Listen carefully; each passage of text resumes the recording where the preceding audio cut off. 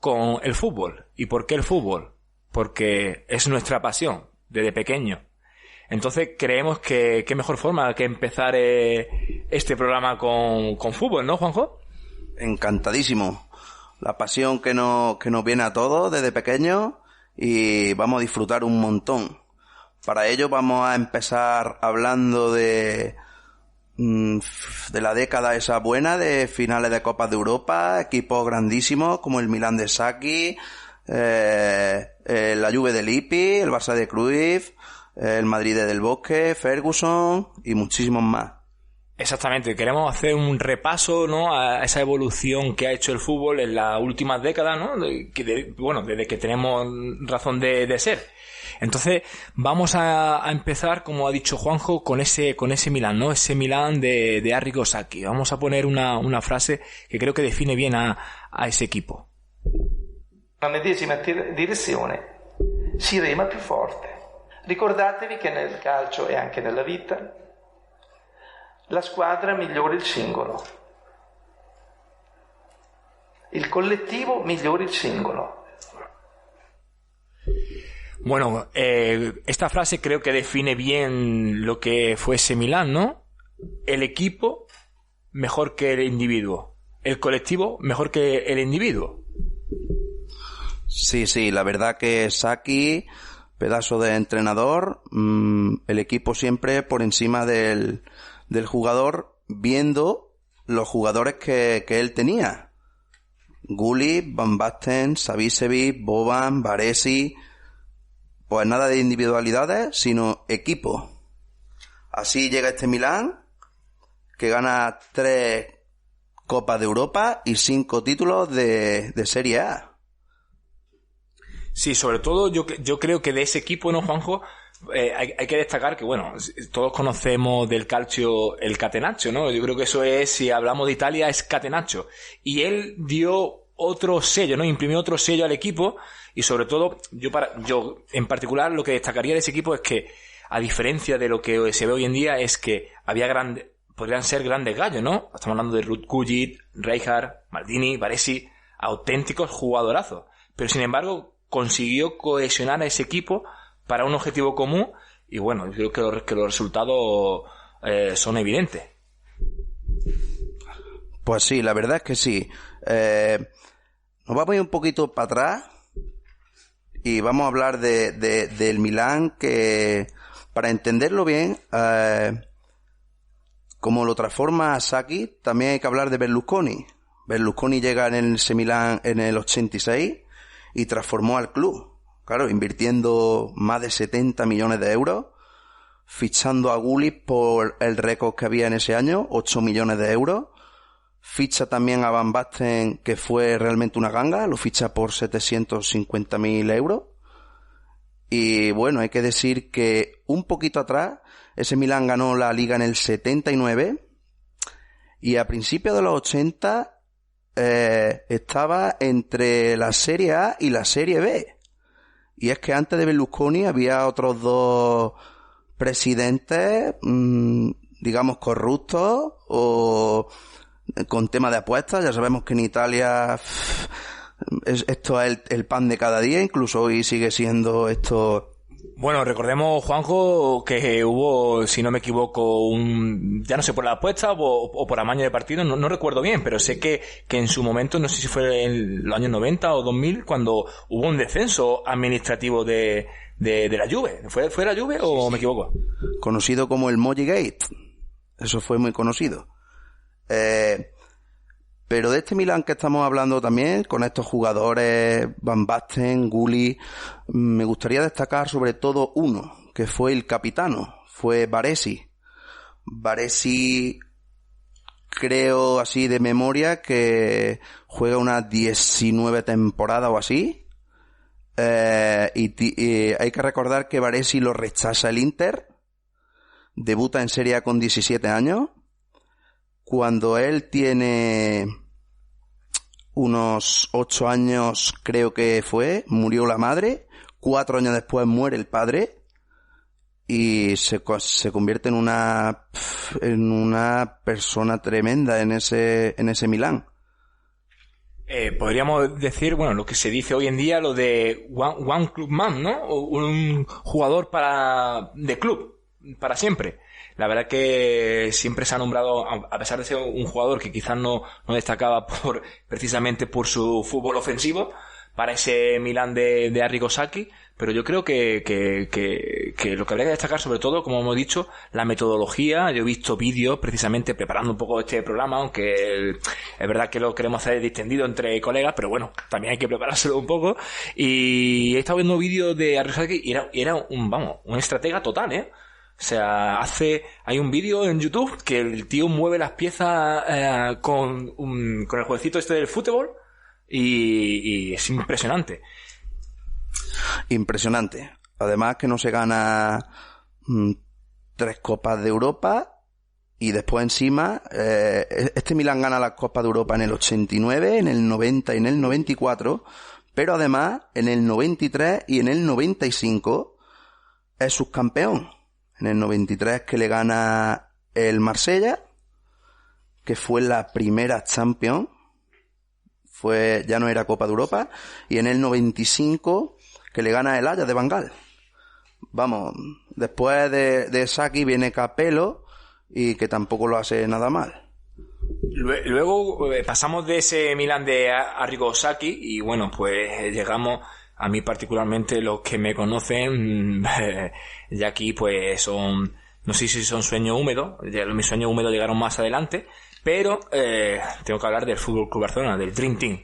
El Dream Team de Johan Cruyff, que llegó en el 88, si es cierto que hubo 2 primeros años en los que no terminaba de carburar el equipo, incluso aquel presidente José Luis Núñez le pedía la dimisión de Johan Cruyff, y sin embargo aguantó, resistió, ganó una recopa, y bueno, ya en el año 1990, con los fichajes sobre todo de Hristo Stoichkov, Ronald Koeman, pues empezó el dominio en la liga. Creo que fue un cambio. Johan Cruyff no fue solamente un cambio como entrenador, sino como jugador ya empezó a cambiar la historia de este equipo, y bueno, llegó esa mítica falta, ¿no?, de Wembley. Exactamente, y que hay que recordar que lo tenemos hoy en el banquillo sentado del Fútbol Club Barcelona, y Koeman gana. Mira, hay que recordar que antes de que venga Cruyff, del 60 al 90, el Barça tiene 3 ligas. Solamente 3 ligas, del 60 al 90 o al 80 y algo, no recuerdo bien. Es llegar Cruyff y cambiar todo lo que es el club y todo lo que es más allá del jugador que fue. Vamos, que eso dará para otro programa. Claro, exactamente. No solamente los títulos, sino el juego, ¿no? Yo creo que revolucionó la forma de atacar.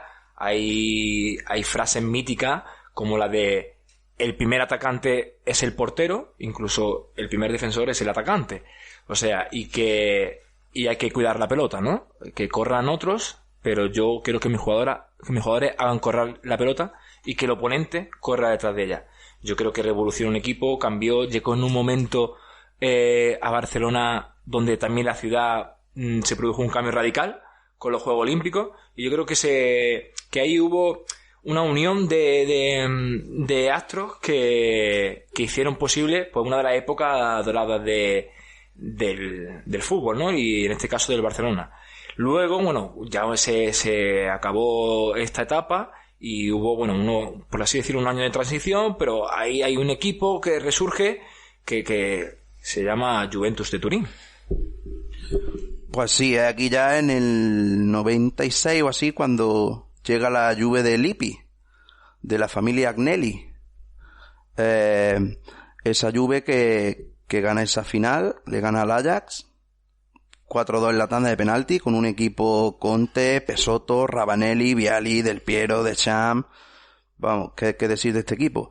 Hay una anécdota curiosa de Lippi, que es que resulta que en el calcio hacían como exámenes para el diploma de entrenador, y este diploma se realizaba en la academia de Coverciano, y Lippi fue el número 1 en aquella época.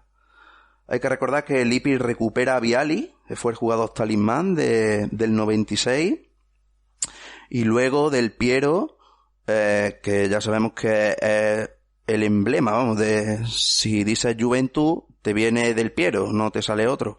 Hay que recordar que Del Piero viene a costa de Roberto Baggio, que fue otro mítico jugador de ese equipo. Bueno, cuando ha dicho Roberto Baggio y me ha venido a la cabeza claro, en aquella época era más pequeño, bueno, no sé, con 8, 9 años, y yo asociaba, fijaros, a Roberto Baggio con la nariz ensangrentada de Luis Enrique. Y estuve así años y años, y no fue Roberto Baggio, fue el codazo de Tassotti, famoso, pero siempre era, claro, jugaba en esa selección Roberto Baggio, que era Camarón con ese pelo. Yo, la verdad, Roberto Baggio, siempre la imagen de 2 añitos antes, Mundial de Estados Unidos 94, y ese penalti, ¿no? Que fue, inolvidable, vamos. Y bueno, creo que de aquí, de esta Juve, nos podemos ir perfectamente al Manchester United, de Sir Alex, que 2 o 3 añitos más tarde consigue aquella Copa de Europa mítica, inolvidable, y no sé qué decir, vamos.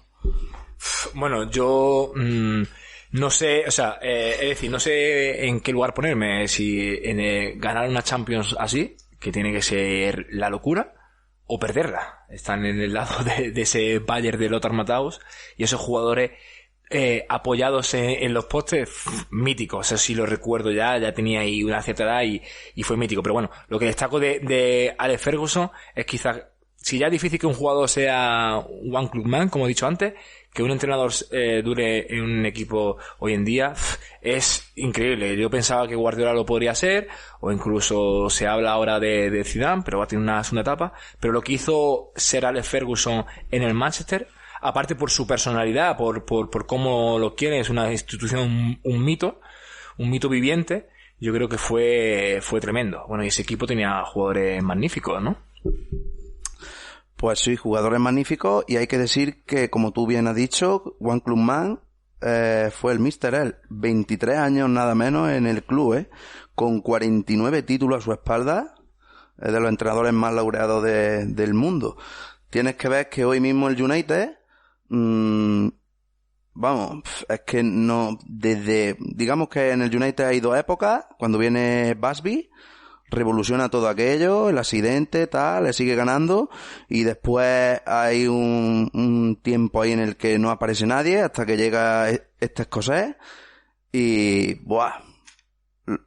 lo vuelve todo ¿no? Renace el United, título tras título, después de aquella famosa final del 99, llega la del 2008 con Ronaldo, Scholes y vamos, tiene 2 Copas de Europa y un United tremendo, vamos, y desde que se ha ido, no, seguimos sin ver al United,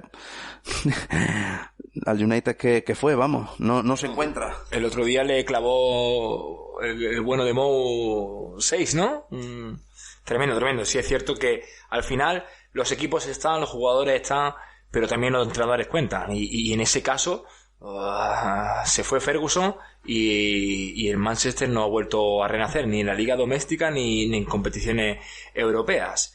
Bueno, yo creo que el siguiente paso en la historia, en esta evolución, o por lo menos por los éxitos que tuvo, fue el Real Madrid, aunque yo no sé realmente ubicarlo, porque ubico al Real Madrid de Raúl, que empezó a ganar, pero luego los Galácticos, no termino yo de ubicarlo. Claro, después de la del 99 nos vamos un poquito otra vez para atrás del Manchester United, llega el Madrid de Vicente del Bosque. Vicente del Bosque gana 2 Copas de Europa, la del 2000 y la del 2002, inolvidable, una contra el Valencia, que tiene la mala suerte luego el año siguiente de caer también en la final con el Bayern de Hitzfeld, y fue una época inolvidable con ese equipo, Raúl, Manamán, Makelele, tremendo, vamos. Yo, bueno, aquí te quiero yo robar porque, vamos, aquí hay que ir ya viendo claro cuáles son los colores de cada uno, ¿no? Y tú eres más blanco que el detergente este que venden en televisión. Entonces, vamos a ver, Juanjo, ¿cómo recuerdas tú esas Copas de Europa? Porque petardos en la puerta de mi casa se escuchaban unos cuantos. Pues imagínate que yo veo la del 98... Antes de la de Ferguson, veo la del 98, que es con la Juve, con Mijatovic, inolvidable, fue mi primera vez, vamos, que vi yo al Madrid ganar. Me acuerdo que la vi en mi casa, corriendo salí a la puerta cuando Mijatovic marca que gol, bueno, que si fuera juego, que si no, que si tal, y después llegan estas dos casi seguidas, y me estoy acostumbrando a ver el Madrid ganar las seguidas. Porque ahora hemos ganado 4 en 5 años, ¿no? Que es una barbaridad, ¿no? Y bueno, la verdad, lo que siempre es un poquito no me ha gustado de Florentino, porque es que justo, vamos, fue directamente que echa del Bosque en el 2003 cuando acaba de ganar aquellas Copas de Europa, que muchos dijimos, pero ¿cómo? Pero bueno. ¿Y a quién fue? ¿Quién se trajo para cambiar el libreto? ¿Era Luxemburgo? ¿Era? ¿Wanderlei Luxemburgo? No me acuerdo bien si fue Luxemburgo o fue Queiroz, que lo trajo Valdano. Creo que estaba todavía ahí Valdano. Valdano estaba con Florentino en esa época, y fue Valdano, creo, el que llama a Queiroz, que tampoco le sale, al final nada, ni Queiroz ni Valdano. También el Madrid echó a Valdano, que también es un personajazo en el club, vamos. Bueno, yo creo que ahí, evidentemente, aparte de ese Madrid de Raúl, de Valdano, que empezó un poco antes, y bueno, pues ya llegó, pues lo que dice, yo creo que yo entiendo mucho a Juanjo, porque vamos, aparte de compañero de este programa, es que es un gran amigo. Igual que lo es ese realizador que está haciendo ahí, que está haciendo aportaciones. Cuando quieras puedes participar, y hacer tu frase. Te acerca el micrófono, que aquí estamos, ya te digo, estamos entre amigos, una tertulia, tomándonos una buena Paulaner, por cierto. Sí. Ese Bayer, bueno, y... Si no te preocupes, el programa es muy largo. Tiene que compartir. Pero sobre todo, bueno, yo creo que si había dos Madrid en la época de Mourinho, Juanjo estaba posicionado en un sitio. Y evidentemente yo creo que el tema de esos galácticos, de solamente la pirotecnia, que le fue muy bien al Madrid, evidentemente, ese Raúl Zidane que a mí me encantaba, sí, realmente fichó muy bien ese Real Madrid, pero no, de Bosque representaba algo más, ¿no? Yo creo que bueno, que ya llega el momento del Pep Team, ¿no? Pues sí, y aquí es cuando tú te vas a explayar y los pelos de punta que los tendrás ya y nada. Yo qué voy a decir, también soy muy del Madrid, pero bueno, cuando un equipo juega bien, sea el rival, pues se dice y punto. Vamos para esta introducción a escuchar un corte de audio de Pep. Que es lo más divertido de mi profesión, es cuando planeo el partido, que es una manera de planear qué va a suceder. Es decir, lo más maravilloso de mi profesión es imaginar el partido que va a suceder mañana, con los jugadores que tengo, con esas herramientas que tengo, con el contrario que sé lo que hace, soñar qué va a pasar. Bueno, fijaros lo que dice, ¿no? Pep, ¿no? Proyecta el partido en su cabeza. O sea, yo creo que estamos ante un virtuoso. Evidentemente, Pep Guardiola bebido de esa filosofía de Johan, y yo creo que él la mejoró, ¿no? Yo creo que llegó a un nivel mayor. Todo un personaje, Pep.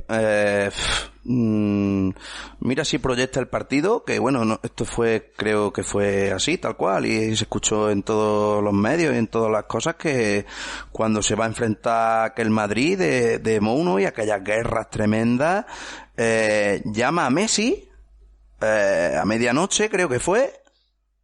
Oye, Messi, vente para mi casa. Y Messi, ¿cómo? ¿Perdona? ¿Cómo me vais para tu casa? Y, sí, por favor, vente, te tengo que explicar algo, que mañana jugamos con tal, que va Pepe al mediocampo, no sé qué, tal. Y mira qué locura de personaje, tío. Tremendo. Yo recuerdo muy bien, precisamente aquí en este pueblo, bueno, no hemos dicho en todo el programa, somos 3 amigos, estamos grabando desde Villanueva de Algueida y somos de aquí, de este pueblo, entonces pues por eso tenemos tanta conexión desde pequeño. Yo recuerdo que esa semana, la mítica semana del 2-6, que yo creo que fue una revolución, que luego 3 días más tarde fue ese Chelsea-Barça, que no fue tan buen partido, pero bueno, ese magnífico gol de Iniesta. Hostia, Iniesta, no hemos hablado de Iniesta. Sería otro programa para Iniesta.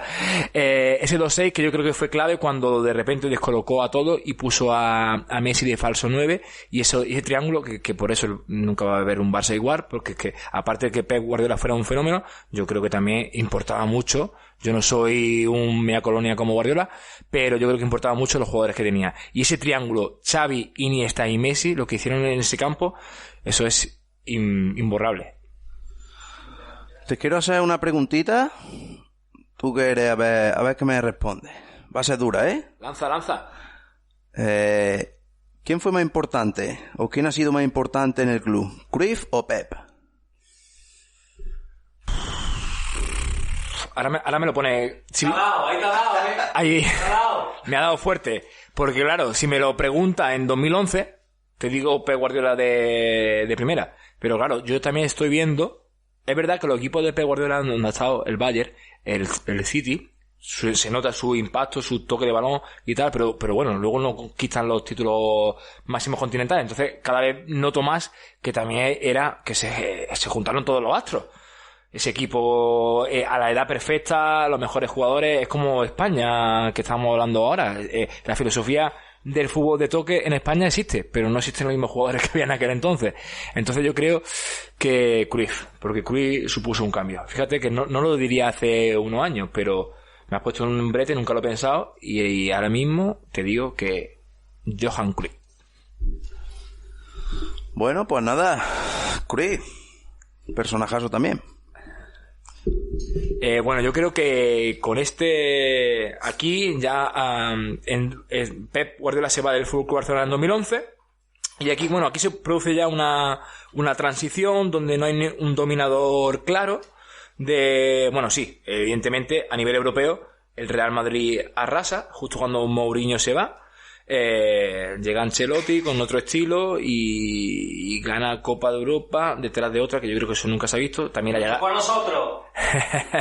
La llegada de Zidane fue tremenda porque nadie apostaba por él y no sé, yo es que el fenómeno Zidane no termino de explicarme por qué triunfa. No sé, porque no es un fútbol del todo llamativo, sin embargo el equipo va todos a una, no hay apenas conflictos salvo los típicos del golfista y del colombiano. Entonces aparte de eso, no sé, pero triunfa. Y 3 Champions, cuando volvió a mitad de temporada no ganó nada, porque la NC era horrible, pero el año pasado ganó la Liga. Y al final, este año no es que pinte muy bien, pero quién sabe. Es que lo de Zidane, no sé, tú que lo ves más, ¿qué opinas? Pienso casi como tú, en verdad. Pero bueno, o sea, se ha dicho siempre que al Madrid no le hace falta jugar bien para ganar títulos. Y es así.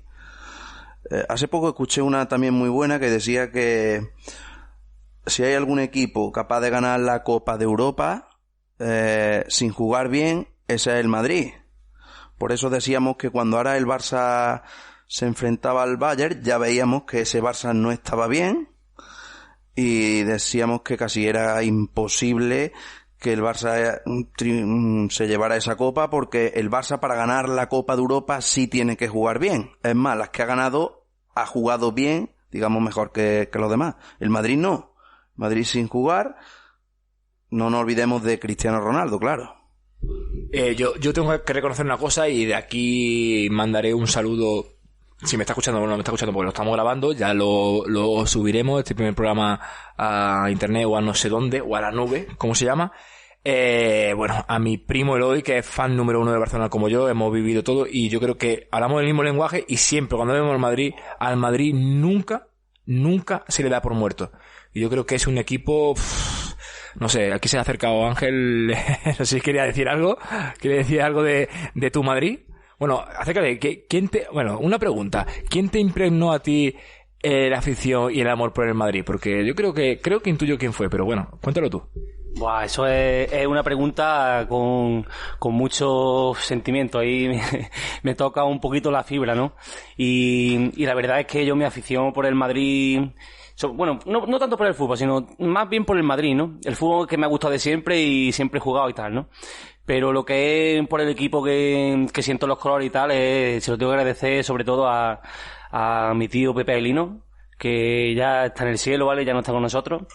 Y él fue el que me inculcó, o sea, es que era imposible casi que fuese de otro equipo, ¿no? Porque, vaya, más que nada, antes iba a intervenir, pero no he querido porque he visto muy ensalzado y estaba la cosa muy bien y no he querido intervenir. Pero cuando había hablado de las Copas de Europa, de 2002, de Madrid y tal, yo estuve en la semifinal aquella cuando, con el Borussia de Dortmund. Yo tenía 12 años. Cuando cayó la portería, cuando los ultras se subieron a las redes y cayó la portería y se retrasó el partido y tal, yo estaba allí. O sea, es que con 12 años, ¿cómo voy a ser de otro equipo si es que me lo ha inculcado y aparte es que así, que se lo debo a él. Bueno, yo creo que con esto ya podríamos hablar de la finalización con Jürgen Klopp de este Liverpool, pero bueno, quizás no tiene la trascendencia como para poder ver que deje su sello, ¿no?, en el mundo del fútbol. Con esto vamos a cerrar el tema y bueno, vamos al siguiente bloque, la entrevista.